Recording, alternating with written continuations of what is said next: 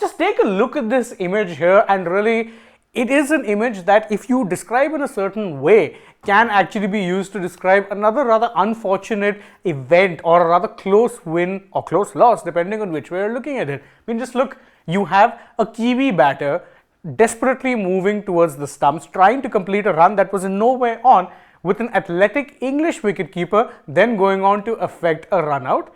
I assure you, I am not talking about the ending of the 2019 World Cup final. I am in fact talking about the ending of the KKR versus RCB match, which turned out to be an absolute thriller that no one thought would be an absolute thriller. I mean, you're defending 21 runs in the final over. You have Mitchell Starc with the ball in hand. Surely that's a game won, right? Karan Sharma had other ideas until Mitchell Starc had other ideas, until the match ended with a one-run victory for KKR. It does plenty of things for the Knights. It ensures that they go back in a second place, even though there's no significant boost whatsoever to their net run rate. But what it also does is solidify the fact that KKR really are one of those sides against whom RCB seem to have an absolute propensity of throwing away absolutely won games. Now, we'll look at two major stats to highlight why exactly I say this is. So, I'm not merely saying this basis, some old thoughts or thought processes. There's actual numbers to back me up.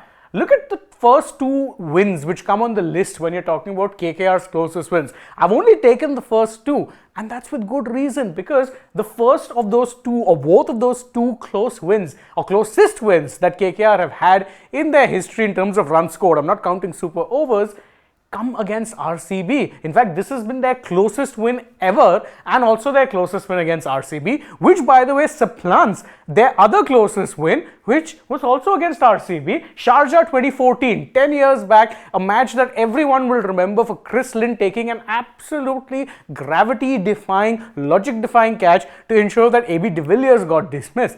That catch changed the match, and in this case it was, you could say, Mitch Starc's catch that changed the match. What is it with Aussies taking stunners denying RCB?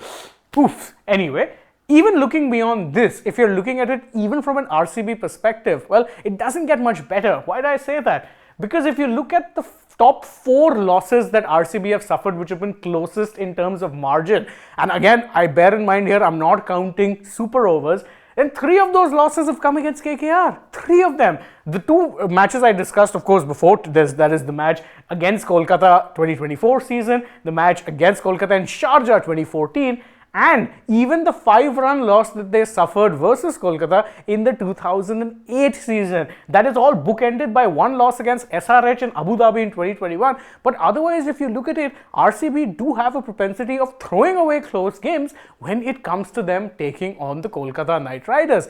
But it isn't just these numbers. I mean, if you go about through history, RCB have had one too many bad losses to KKR for this to be really something of a coincidence anymore. I mean, you look at the first ever IPL game played on 18th April 2008. Brendan McCullum blazed his way to an absolutely magnificent 100.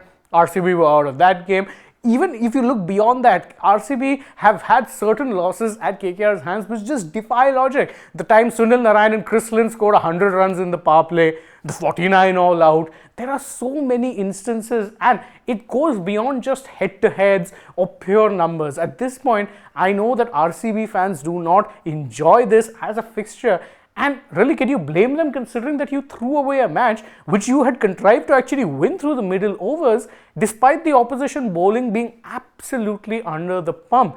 It is a damning indictment of how it is that RCB tend to sometimes throw away victories, and more so against KKR than arguably any other side. Now, what are your thoughts on this entire issue? Do you think RCB at this point really do have something of a mental block against KKR? Is it just a coincidence, or are there too many sample sizes now for it to be considered as such? You can let us know that in the comments below, and don't forget to like this video, share it with your friends, subscribe to the channel, tap that bell icon, follow us also on social media. We're on Instagram, Twitter and Facebook. Don't forget to download the SportsTak app, and if you're already on the channel, go ahead, check out some other videos we've done as well. So now from my side, it's goodbye.